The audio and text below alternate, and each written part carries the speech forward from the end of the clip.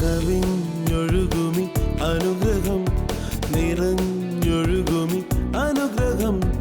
കവിഞ്ഞൊഴുകുമി അനുഗ്രഹം, നിറഞ്ഞൊഴുകുമി അനുഗ്രഹം. എൻ പാപവും ശാപവും ഒഴുകി ദൂരയാ. ഞാൻ സൗഖ്യമാ നീതിയാ ദൈവ പൈതലാ. യേശുവിൻ സ്വന്തമായി തീർന്നു ഞാൻ എന്നെന്നും. കവിഞ്ഞൊഴുകുമി അനുഗ്രഹം, നിറഞ്ഞൊഴുകുമി അനുഗ്രഹം.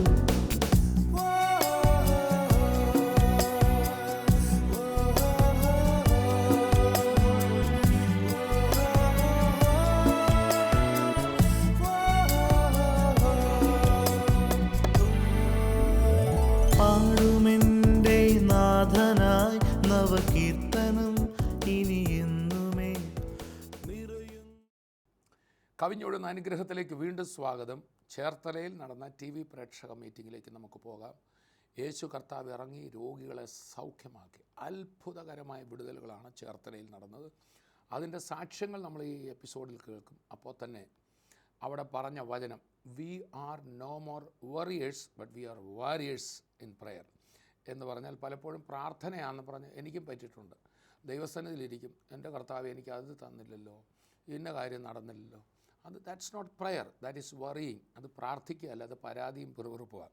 സോ പ്രാർത്ഥിക്കുക എന്ന് പറഞ്ഞാൽ ഒരു കാര്യം കണ്ടുകൊണ്ട് അത് നടക്കുന്നതായിട്ട് ഹൃദയത്തിൽ വിശ്വസിച്ച് അത് നടത്താൻ പോകുന്ന കർത്താവിന് നന്ദി പറയുന്നിടം വരെയുള്ളതാണ് പ്രാർത്ഥന.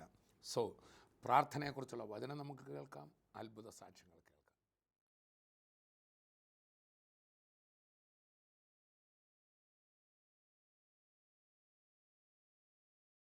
ദൈവം തൻ്റെ മക്കൾക്ക് നൽകി തന്നിരിക്കുന്ന ഏറ്റവും വലിയൊരു പദവിയാണ്, ശക്തിയാണ്, ആയുധമാണ് നമ്മുടെ കർത്താവായ പിതാവിനോട് പ്രാർത്ഥനയിൽ കാര്യങ്ങൾ ചോദിച്ചു വാങ്ങാനുള്ള അനുഗ്രഹം.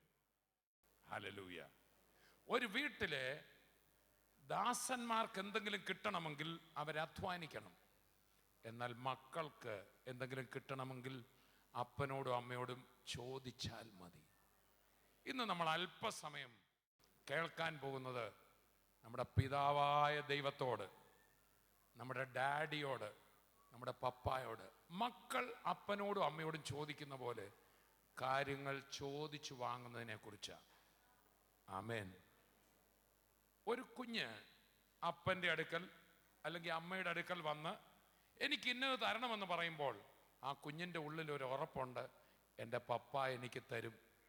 ഇതിനാണ് വിശ്വാസത്തോടുകൂടെ പ്രാർത്ഥിക്കാൻ പറയുന്നത്. ഹൃദയത്തിൽ സംശയിക്കാതെ വിശ്വാസത്തോടുകൂടെ സ്വർഗീയ പിതാവിനോട് ചോദിച്ചാൽ അത് ലഭിക്കും. അങ്ങനെ ചോദിച്ചു വാങ്ങി കർത്താവിൽ നിന്ന് വാങ്ങി അത്ഭുതങ്ങളിൽ ജീവിക്കുന്നവരാണ് പ്രാർത്ഥനാ വീരന്മാർ. ഇംഗ്ലീഷിൽ പറയുന്ന പ്രയർ വാരിയേഴ്സ് എന്നാണ്. അവർ പട്ടാളക്കാരെ പോലെ പിടിച്ചടക്കുന്നവരാണ്. അവര് പ്രാർത്ഥനയിലൂടെ അവർ ആഗ്രഹിക്കുന്നതൊക്കെ പിടിച്ചടക്കുന്നവരാണ്. ഇന്ന് എന്നെ കേൾക്കുന്നവരോട് ഞാൻ പറയാം, പ്രാർത്ഥനയിലൂടെ നിങ്ങളുടെ ആഗ്രഹങ്ങളെ പിടിച്ചടക്കാൻ, ആത്മീയവും ഭൗതികമായ നന്മകളെ വെട്ടിപ്പിടിക്കാൻ നിങ്ങൾക്ക് സാധിക്കും.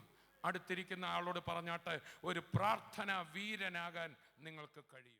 എപ്പോഴും ഒരു പ്രാർത്ഥനയുടെ ഒരു ഭാവത്തിലിരിക്കുന്ന ആളെന്നല്ല അതിൻ്റെ അർത്ഥം. എപ്പോഴും പ്രാർത്ഥിക്കണമെന്ന് തന്നെയാണ് വചനം. അത് കൂട്ടായ്മയുടെ പ്രാർത്ഥനയാണ്. എന്നാൽ ഞാനിവിടെ പറയുന്ന പ്രാർത്ഥനാ വീരൻ, പ്രാർത്ഥനയിൽ ഒരു യോദ്ധാവാണ് അയാൾ. പ്രാർത്ഥനയിൽ അയാളുടെ ഹൃദയത്തിൽ ആഗ്രഹിക്കുന്നൊക്കെ അയാൾ വെട്ടിപ്പിടിക്കും. അയാൾക്ക് എന്തെങ്കിലും ഇല്ലെന്ന് കണ്ടാൽ അയാൾ നിരാശപ്പെട്ടിരിക്കുകയില്ല. എൻ്റെ പപ്പായോട് ചോദിച്ച് ഞാൻ വാങ്ങും. വേറൊരു ദൈവ പൈതൽ അനുഗ്രഹം അനുഭവിക്കുന്നത് കണ്ടാൽ അസൂയപ്പെട്ടിരിക്കുകയില്ല. എനിക്കും വേണം, എനിക്കും കിട്ടും, എൻ്റെ സഹോദരന് കൊടുത്തെങ്കിൽ എനിക്കും ലഭിക്കും എന്ന് വിശ്വസിച്ച് ദൈവത്തെ സ്വന്തം പിതാവായി പുത്രൻ മുഖേന കണ്ട മക്കളാണ് പ്രാർത്ഥനാ വീരന്മാർ.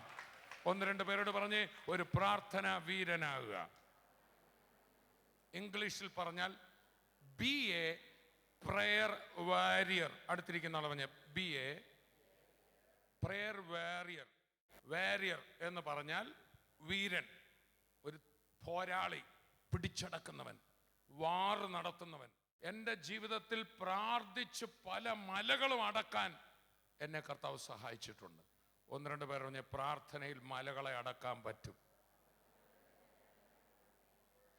ചില ദൈവദാസന്മാരുടെ പ്രസംഗം കേട്ട് വചനത്തിലെ സത്യങ്ങൾ തിരിച്ചറിഞ്ഞ് പ്രാർത്ഥനയിലൂടെ അത്ഭുതങ്ങൾ പ്രാപിപ്പാൻ എൻ്റെ ജീവിതത്തിലിടയായിട്ടുണ്ട്. രോഗങ്ങൾ മാറിയിട്ടുണ്ട്. ഒരിക്കൽ ഞാനൊരു കൺവെൻഷന് പ്രസംഗിക്കാൻ പോകുമ്പോൾ പ്രസംഗം തയ്യാറാക്കുമ്പോൾ യാക്കോബിന്റെ ലേഖനത്തിലെ ഒരു വേദഭാഗമാണ് ആധാരവാക്യമായിട്ടെടുത്തത്. ഏലിയാവ് നമുക്ക് സമസ്വഭാവമുള്ള മനുഷ്യൻ. അവൻ പ്രാർത്ഥിച്ചപ്പോൾ മഴ പെയ്തില്ല, വീണ്ടും പ്രാർത്ഥിച്ചപ്പോൾ മഴ ഒരു ദേശത്ത് പെയ്തു. എന്തോ ചെയ്യാനാ, യോഗസ്ഥലത്ത് ചെന്നപ്പം കൃത്യം അവിടെ മഴ പെയ്യാൻ തുടങ്ങുക. ഞാൻ പ്രസംഗിക്കാനിരിക്കുന്ന വാക്യമാകട്ടെ മഴ നിർത്തുന്ന കാര്യം.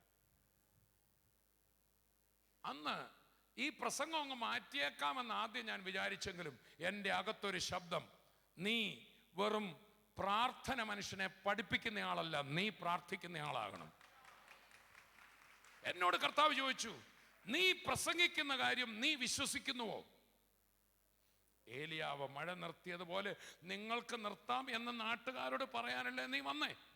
അങ്ങനെയാണെങ്കിൽ തിരുവനന്തപുരത്തിന് തെക്ക് മാർത്താണ്ഡത്തിനടുത്ത കരിങ്കൽ എന്ന് പറയുന്ന സ്ഥലത്ത്, ആ കൺവെൻഷൻ സ്ഥലത്ത് മഴ വീശി അടിച്ചു വരികയാണ്. എൻ്റെ കയ്യിലുള്ള വചനമാകട്ടെ ഏലിയാവ് മഴ നിർത്തിയ കാര്യവും. ഞാൻ പ്രസംഗിക്കാനിരുന്ന വചനം എന്നിൽ ക്രിയ ചെയ്യാൻ തുടങ്ങി. അന്ന് സ്റ്റേജിൽ എഴുന്നേറ്റ് നിന്ന് കരമുയർത്തി മഴയെ ശാസിച്ചപ്പോൾ മഴ വന്ന പോലെ ഓടിപ്പോയി. അന്നത്തെ ശുശ്രൂഷ എൻ്റെ ജീവിതത്തെ ആകെപ്പാടെ മാറ്റിമറിച്ചു. ബൈബിളിലെ കുറെ ഭാഗങ്ങൾ കാണാപ്പാഠം പഠിച്ച് നല്ലൊരു കഥ അവതരിപ്പിക്കുകയല്ല, ഇതെല്ലാം നടക്കുന്ന കാര്യങ്ങൾ. അടുത്തിരിക്കുന്ന ആൾ പറഞ്ഞ കുറച്ചു നാളായി ചുമന്നുകൊണ്ട് നടക്കുന്നല്ലോ. ആ പുസ്തകം കാണിച്ചിട്ട് പറഞ്ഞ് ഇതെല്ലാം നിങ്ങളാൽ നടക്കുന്ന കാര്യമാണ്. ഒന്ന് രണ്ട് പേരോട് പറ, ഒരു പ്രാർത്ഥനാ വീരനാകുക. പക്ഷെ ഈ മഴ നിർത്തിയ അതേ ഏലിയ പ്രവാചകൻ ഒരിക്കലൊരു സ്ത്രീയുടെ ഭീഷണി, നിന്നെ കൊല്ലുമെന്ന് കേട്ട് ഒരു ചൂരച്ചെടിയുടെ കീഴിൽ പോയി കിടന്ന് തളർന്നും കിടന്നിട്ടുണ്ട്. ഇതുപോലെ തമിഴ്നാട്ടിൽ മഴ നിർത്തിയ അനുഭവം എനിക്കുണ്ടായെന്ന് പറഞ്ഞല്ലോ. പിറ്റേന്ന് ആ യോഗത്തിന് വന്നവരെല്ലാം, ഒത്തിരി ആൾക്കാർ കൂടി മഴ നിന്ന സംഭവം നാട്ടിലെല്ലാം പ്രസിദ്ധമായി. ഈ മീറ്റിംഗ് നടക്കുന്നതിൻ്റെ ചുറ്റുപാടുമല്ലാതെ ആ ദേശത്തെല്ലായിടവും മഴ പെയ്തു. ആ ഒരു ചെറിയ ലൊക്കാലിറ്റി മാത്രം മഴ പെയ്യാതെ കൊട പിടിച്ച അത്ഭുതം കണ്ടുകൊണ്ട് ഒത്തിരി പേരന്ന് ഇവിടെ കൂടി. പക്ഷേ ഏലിയാവിനെ പോലെ ഒരു മഴ നിർത്തിയ പിടിച്ചടക്കിയ അനുഭവം ഉണ്ടെങ്കിലും എൻ്റെ ജീവിതത്തിലും ചിലപ്പോഴൊക്കെ ചൂരച്ചെടിയുടെ കീഴിൽ കിടന്നിട്ടുണ്ട്. ഒന്ന് രണ്ട് പേരോട് ചൂരച്ചെടിയുടെ കീഴ് റിസർവേഷൻ വേണ്ടെന്ന് പറഞ്ഞാട്ട്, വേറെ ചില പ്രതിസന്ധികൾ വന്നപ്പോൾ, വേറെ ചില ഭീഷണികൾ വന്നപ്പോൾ തളർന്നിട്ടുണ്ട്, തകർന്നിട്ടുണ്ട്. അങ്ങനെ ചില അവസരത്തിൽ രാവിലെ എഴുന്നേറ്റ് പ്രാർത്ഥനയ്ക്കിരുന്നിട്ട് പ്രാർത്ഥിക്കുന്നതിന് പകരം ഭാരപ്പെട്ടിട്ടുണ്ട്. ഇന്ന് അതാണ് എൻ്റെ വിഷയം. പലരും പ്രാർത്ഥിക്കുകയെന്നും പറഞ്ഞ് ഇരുന്ന് ഭാരപ്പെടുക. ഇന്ന് സ്വയം ഒന്ന് വിചിന്തനം ചെയ്യണം. ഞാൻ ദൈവമക്കളെക്കുറിച്ച് തന്നെയാണ് പറയുന്നത്, പ്രാർത്ഥനക്കാരെക്കുറിച്ച് തന്നെയാണ് പറയുന്നത്. രാവിലെ എഴുന്നേറ്റ് ഒന്ന് പ്രാർത്ഥിക്കാനിരിക്കുന്നത് വിശ്വാസികൾക്കൊരു സുഖമാണ്. പക്ഷേ യഥാർത്ഥ പ്രാർത്ഥനയാണ് പ്രാർത്ഥിച്ചതെങ്കിൽ എഴുന്നേറ്റ് ചിരിച്ച് തുള്ളിച്ചാടിയായിരിക്കും പോകുന്നത്. ഇത് പ്രാർത്ഥനയാണ് നടന്നത്. എന്നാൽ പ്രാർത്ഥന കഴിഞ്ഞ് എഴുന്നേറ്റപ്പോൾ പിന്നെയും ഭാരമാണെങ്കിൽ ഒന്ന് രണ്ട് പേരോട് പറഞ്ഞ് പ്രാർത്ഥിച്ചിട്ടില്ല. നടന്നത് പ്രാർത്ഥനയല്ല. എനിക്ക് മനസ്സിലായി, ചില ഘട്ടത്തിൽ ഞാൻ പ്രാർത്ഥിക്കാൻ എഴുന്നേറ്റിരുന്നിട്ട് ഇങ്ങനെ പറഞ്ഞിട്ടുണ്ട്, എന്നാലും കർത്താവെ ആ കാര്യം ഇതുവരെ നടന്നില്ലല്ലോ.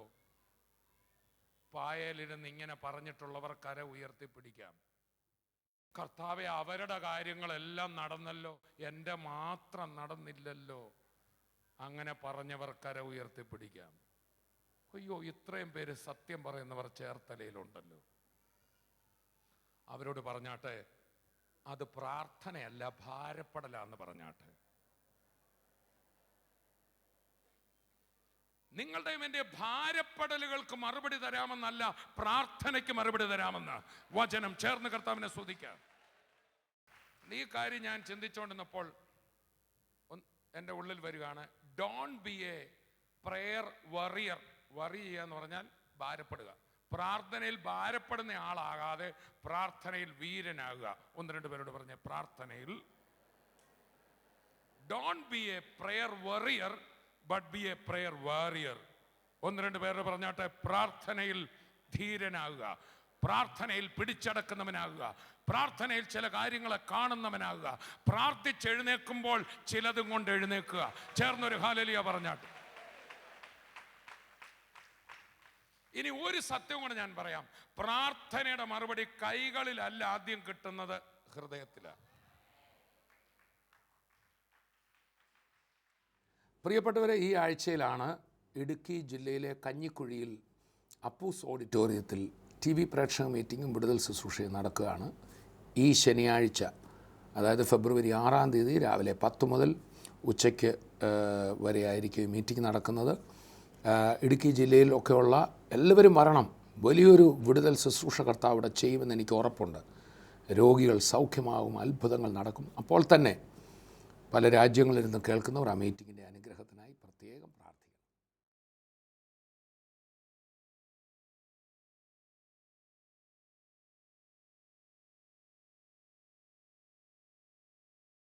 മർക്കോസിന്റെ സുവിശേഷം 11-ാം അധ്യായം 24-ാം വാക്യം വായിക്കപ്പെടുന്നത് ശ്രദ്ധിക്കുക. അതുകൊണ്ട് നിങ്ങൾ പ്രാർത്ഥിക്കുമ്പോൾ യാചിക്കുന്നതൊക്കെയും ലഭിച്ചു എന്ന് വിശ്വസിപ്പിൻ. അതുകൊണ്ട് നിങ്ങൾ പ്രാർത്ഥിക്കുമ്പോൾ യാചിക്കുന്നതൊക്കെയും ലഭിച്ചു എന്ന് വിശ്വസിപ്പിൻ. പ്രാർത്ഥന കഴിയുമ്പോൾ മറുപടിയും കൊണ്ട് വേണം എഴുന്നേക്കാൻ.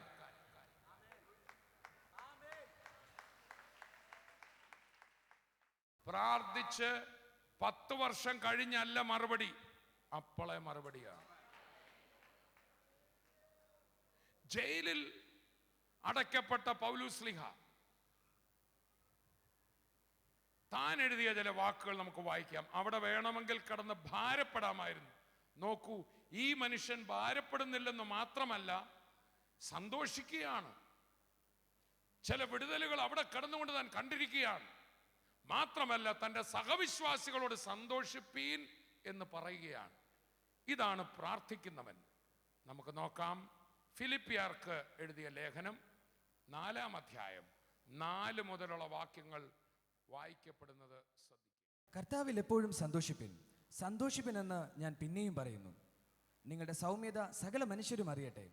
കർത്താവ് വരുവാൻ അടുത്തിരിക്കുന്നു.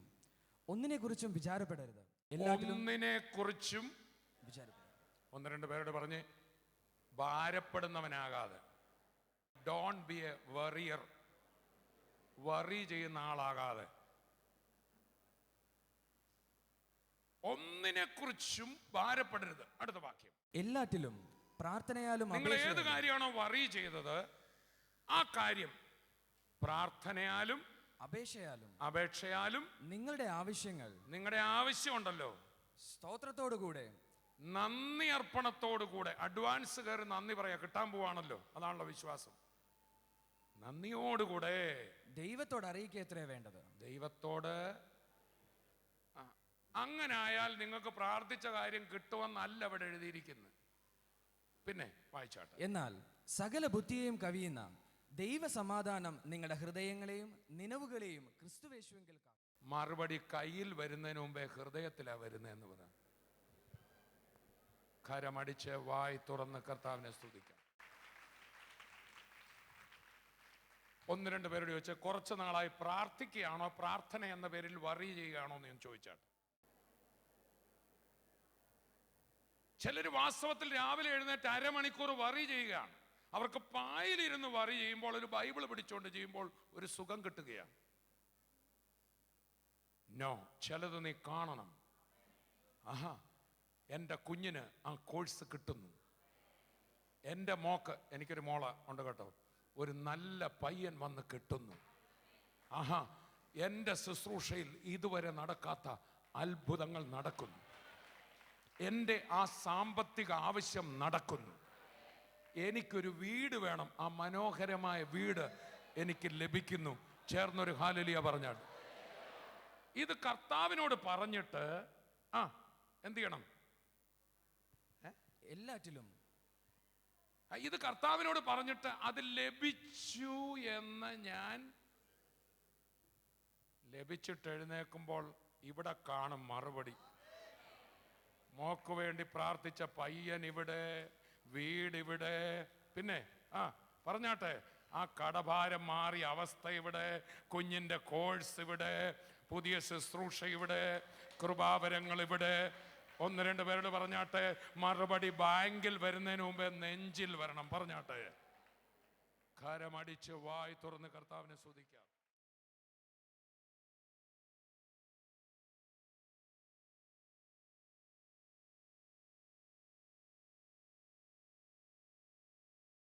തോമസ് ഇതൊരു അത്ഭുത സൗഖ്യമാണ്. ഈ അമ്മച്ചി പറഞ്ഞത് കഴിഞ്ഞ 10 വർഷമായിട്ട് തനിക്ക് വെരിക്കോസ് വെയിൻ വന്നിട്ട് വളരെ ബുദ്ധിമുട്ടും പ്രയാസം അനുഭവിച്ചു. തൻ്റെ ജീവിതത്തിൽ ചെറുപ്പം മുതൽ തൻ്റെ കുടുംബജീവിതമൊക്കെ വളരെ പ്രയാസത്തിലായിരുന്നു. എന്നാൽ വളരെ പ്രയാസം അനുഭവിച്ചുകൊണ്ടിരിക്കുന്ന സമയത്ത് കഴിഞ്ഞ ദിവസങ്ങളിലും തനിക്ക് ഈ വെരിക്കോസ് വെയിനായിട്ട് വലിയ ബുദ്ധിമുട്ടായിട്ടാണ് ഇവിടെ കടന്നു വന്നത്. ഇവിടെ വന്നുകൊണ്ടിരിക്കുമ്പോൾ തോമസ് പ്രാർത്ഥിച്ചു, എന്തോ ഒരു ശക്തി ഇറങ്ങി താൻ പുറകോട്ടങ്ങ് മറിഞ്ഞുപോയി. എഴുന്നേറ്റ് വന്നപ്പോൾ തൻ്റെ കാലിൽ നിന്നും പൂർണ്ണ വേദനയും മാറി തനിക്ക് എല്ലാം ചെയ്യാവുന്ന അനുഭവത്തിലേക്ക് കർത്താവ് തൊട്ടു. 10 വർഷമായി വെരിക്കോസ് വെയിനായിരുന്നു കാലിൽ. ഒരു 4 വർഷത്തിന് മുന്നേ കാലൊന്ന് പഴുത്ത് കണ്ടിരുമാനം, പഴുത്ത് ഓപ്പറേഷനൊക്കെ കഴിഞ്ഞു. ഇപ്പോൾ വേദന ഉണ്ടായിരുന്നു. എനിക്ക് ഇന്നലെ രാത്രിയിൽ ഭയങ്കര ബുദ്ധിമുട്ടായിരുന്നു, ഉറങ്ങിയിട്ടില്ല ഞാൻ. ഇവിടെ വന്നിട്ടും എനിക്ക് നിൽക്കാൻ പറ്റണില്ലായിരുന്നു. ഇന്ന് പ്രാർത്ഥിച്ചുകൊണ്ടിരുന്നപ്പോൾ എനിക്കിങ്ങനെ ഒരു ശരീരത്തെ കുളിര് പോരുന്ന പോലെ തോന്നി. മറിഞ്ഞു വീണു, പുറകോട്ട് വീണു. ആ സമയത്ത് കർത്താവ് സ്പർശിച്ചതാണ്. തുടർന്ന് എഴുന്നേറ്റപ്പോ ഇപ്പൊ എങ്ങനെയുണ്ട് കാലിന്? ഒരു കുഴപ്പമില്ല. ഇപ്പൊ നിക്കാം, ഇങ്ങനെ എനിക്ക് നിക്കാൻ പറ്റണില്ലായിരുന്നു ഇവിടെ വന്നിട്ട്. എത്ര നേരമായിട്ട് ഇവിടെ നിക്കുക? ഒരു അരമണിക്കൂറായിട്ട് ഇവിടെ നിൽക്കുകയല്ലേ? ഒരു കുഴപ്പമില്ല, ഒരു കുഴപ്പമില്ല. കർത്താവ് സൗഖ്യമാക്കി. ചേർന്നൊരു ഓ യേശുവേ, നാമം ഒന്ന് വിളിച്ച യേശുവേ. ഹല്ലേലൂയ.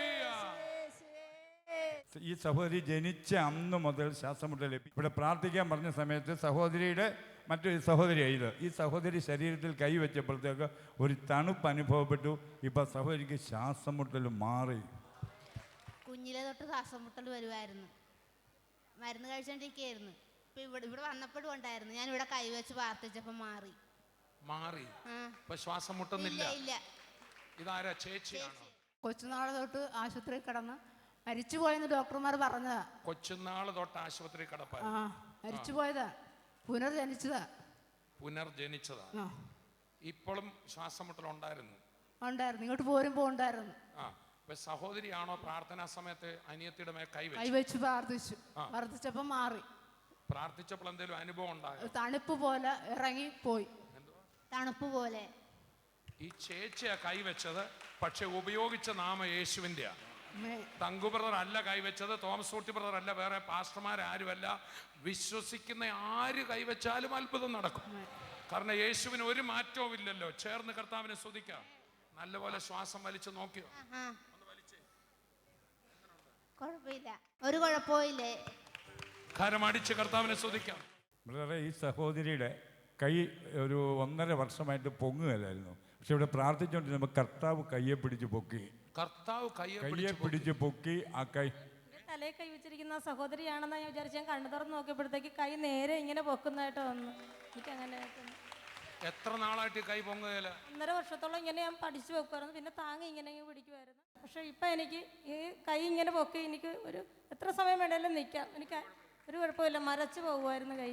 ഇപ്പോൾ യാതൊരു കുഴപ്പമില്ല. അതെനിക്ക് കർത്താവ് എനിക്ക് കൃപ തന്നതായി യേശു എനിക്ക് സൗഖ്യം തന്നിരിക്കുകയാണ്. അപ്പൊ സൗകര്യം പറഞ്ഞത് ഒരാൾ വന്ന് കയ്യെ പിടിച്ച് പൊക്കുന്ന അനുഭവം ഉണ്ടായോ? പൊക്കുന്ന അനുഭവം ഉണ്ടായി. ഞാൻ സഹോദരി അടുത്തിരുന്ന സഹോദരിയാന്ന് വിചാരിച്ച് ഞാൻ ഇങ്ങനെ കണ്ണു തുറന്ന് നോക്കിയപ്പോൾ കയ്യിൽ ആരുമില്ല.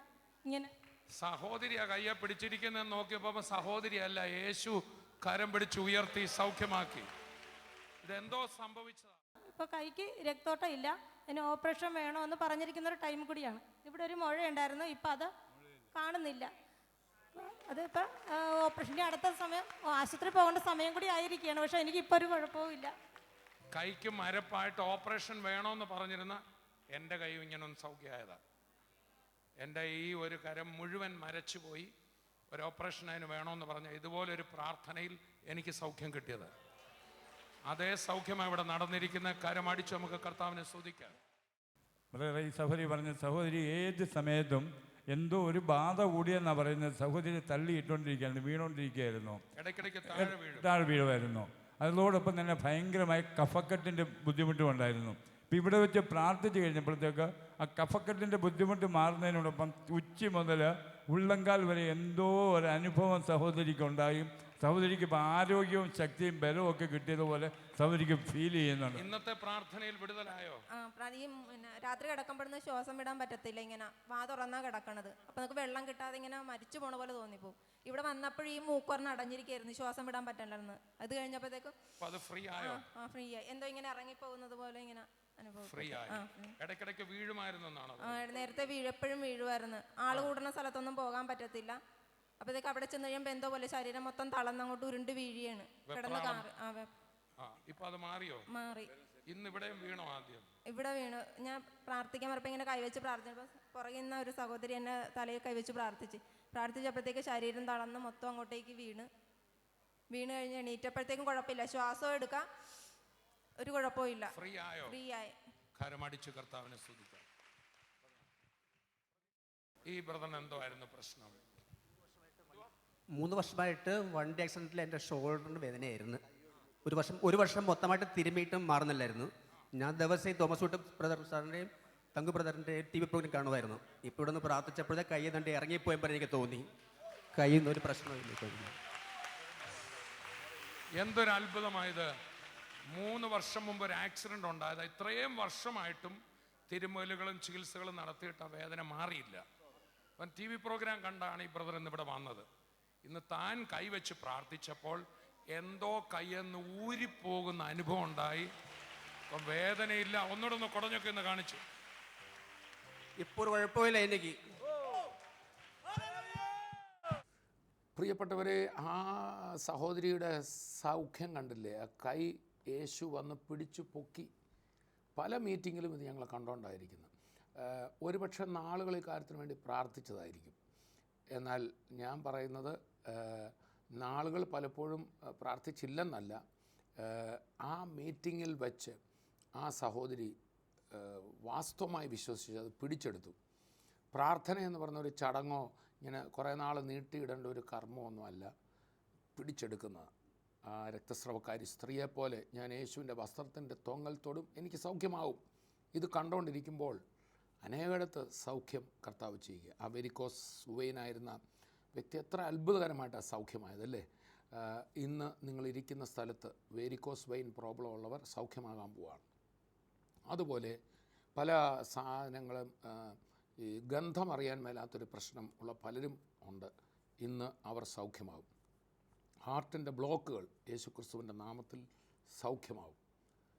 ചില സമയത്ത് നമുക്ക് തോന്നും, ബ്രദർ എൻ്റെ പേരൊന്ന് പറഞ്ഞിരുന്നെങ്കിൽ, എൻ്റെ രോഗവിവരം ഒന്ന് പറഞ്ഞിരുന്നു. ചിലപ്പോൾ ഹോളി സ്പിരിറ്റ് അങ്ങനെ പറയും. ഇനി പറഞ്ഞില്ലെങ്കിലും നമ്മൾ വിശ്വസിച്ചാൽ മതി, ഇത് പറയാത്ത രോഗവും സൗഖ്യമാകും. കാരണം ആ രക്തസ്രവക്കാരി യേശു എൻ്റെ പേരെന്നൊന്ന് പറയണം, എന്നെ ഒന്ന് തൊടണമെന്നല്ല പറഞ്ഞത്. യേശു എന്നെ തൊട്ടാലും കൊള്ളാം, തൊട്ടില്ലേലും കൊള്ളാം, എന്നെ മൈൻഡ് ചെയ്താലും കൊള്ളാം, ഞാൻ അവനെ തൊടും, എനിക്ക് സൗഖ്യം വരും. അതുപോലെ തന്നെ ഇന്നത് കേട്ടുകൊണ്ടിരിക്കുമ്പോൾ ഓരോരുത്തരും പറയണം, തോമസ് ഊട്ടി ബ്രദർ പറഞ്ഞു ഇല്ലയോ എന്നൊന്നോ എനിക്ക് വിഷയമല്ല, ഈ യേശു ജീവിക്കുന്നു, എനിക്ക് സൗഖ്യം വേണം. രോഗസൗഖ്യങ്ങൾ മാത്രമല്ല, നിങ്ങളെ അലട്ടുന്ന ഏത് വലിയ പ്രശ്നമായാലും ദൈവം തമ്പുരാൻ വിടുവിക്കാൻ കഴിയാത്ത വല്ല കാര്യമുണ്ടോ? ഒന്ന് വിശ്വസിച്ച് വഴി തുറക്കും. അത്ഭുത വഴികൾ സാമ്പത്തിക വിഷയത്തിൽ, കുടുംബജീവിതത്തിലെ പ്രശ്നങ്ങളിൽ, ആത്മീയ വിഷയത്തിൽ, അതുപോലെ ശുശ്രൂഷാപരമായിട്ടൊക്കെ ഭാരപ്പെടുന്ന ശുശ്രൂഷകർ കർത്താവ് വഴിയൊരുക്കാൻ പോവുക. തളരരുത്, പതറരുത്, നമുക്ക് പ്രാർത്ഥിക്കാം. പിതാവേ, ഞങ്ങളങ്ങേ സ്തുതിക്കുന്നു. ഞങ്ങളെ കേൾപ്പിച്ച അത്ഭുത വചനങ്ങൾക്കായും സാക്ഷ്യങ്ങൾക്കായി സ്തോത്രം. ഇത് കാണുമ്പോൾ കേൾക്കുമ്പോൾ ഞങ്ങൾക്കൊരു കാര്യം അറിയാം, ഞങ്ങളുടെ കർത്താവ് ജീവനോടെ ഉണ്ട്. മാത്രമല്ല, യേശു എല്ലാവർക്കും ഉള്ളതാണ്. കർത്താവെ, അങ്ങയുടെ അടുക്കൽ വന്ന ആരോടും അവരുടെ പേരോ അവരുടെ ഭാഷയോ ജാതിയോ മതമോ ഒന്നും ചോദിച്ചില്ല. അടുക്കൽ വന്ന് എല്ലാവരെയും വിടുവിച്ചെങ്കിൽ ഇന്നത് കേട്ടുകൊണ്ടിരിക്കുന്ന മുഴുവൻ പേരെയും കർത്താവ് സൗഖ്യമാക്കണം. മാത്രമല്ല കർത്താവെ, അങ്ങയുടെ അടുക്കൽ വന്നവർ അവർ പാപികളാണോ വിശുദ്ധരാണോ ഒന്നും നോക്കാതെ അടുക്കൽ വന്നവരെ വിശ്വസിച്ചവരെ കരം നീട്ടി വിടുവിച്ച കർത്താവ്, ഇത് പ്രാർത്ഥിച്ചുകൊണ്ടിരിക്കുന്ന ആ രോഗങ്ങൾ ഇപ്പോൾ വിട്ടുമാറട്ടെ. യേശുവിൻ്റെ നാമത്തിൽ varicose vein problem, heart problem എല്ലാം സൗഖ്യമാകട്ടെ. കാത് കേൾക്കാത്ത വ്യക്തി ഇപ്പോൾ സൗഖ്യമാകട്ടെ. മറ്റ് സാമ്പത്തിക വിഷയങ്ങൾ, മറ്റ് പല കാര്യങ്ങളിൽ പ്രാർത്ഥിക്കുന്നവരിൽ ഈ നിമിഷം വിടുതൽ സംഭവിക്കുന്നതിനായി സ്തോത്രം, യേശുവിൻ നാമത്തിൽ തന്നെ. ആമേൻ. ഈ പ്രാർത്ഥിച്ച് നമ്മൾ ആമേൻ പറഞ്ഞാൽ മാത്രം പോരാ. പല TV പ്രേക്ഷക മീറ്റിങ്ങിലൊക്കെ ചിലർ ആ വിശ്വാസത അങ്ങ് എടുക്കും, കൈ അനക്കാൻ മേലെങ്കിൽ കൈ ഒന്ന് ഉയർത്തും. അപ്പോൾ ആ വിടുതലറിയും. നിങ്ങളിപ്പോൾ തന്നെ എന്താണോ ചെയ്യാൻ മേലാത്ത ചെയ്യണം, സൗഖ്യം എടുക്കണം. ഈ നമ്പറുകളിൽ വിളിച്ച് നിങ്ങളുടെ സാക്ഷ്യം ഒന്ന് പറയണം. പ്രാർത്ഥന ആവശ്യങ്ങൾക്ക് വിളിക്കാം. കർത്താവ് നമ്മെ അനുഗ്രഹിക്കട്ടെ. അപ്പോൾ തന്നെ ഓർപ്പിക്കട്ടെ, യേശു ക്രിസ്തുവിൽ വിശ്വസിക്കുമ്പോൾ ഈ ലോകത്തിലെ ഈ നന്മകൾ മാത്രമല്ല, ഇതിനപ്പുറത്തൊരു ജീവിതം നമുക്കുണ്ട്, നിത്യജീവൻ. യേശുവിൽ വിശ്വസിക്കുന്നവർക്ക് പാപമോചനവും നിത്യജീവനുമുണ്ട്. കർത്താവ് നമ്മെ അനുഗ്രഹിക്കട്ടെ. അടുത്ത എപ്പിസോഡിൽ വീണ്ടും നമുക്ക് കാണാം. അതുവരെയും കർത്താവ് തൻ്റെ കൃപയിൽ നമ്മെ സൂക്ഷിക്കട്ടെ. I bless you in Jesus name.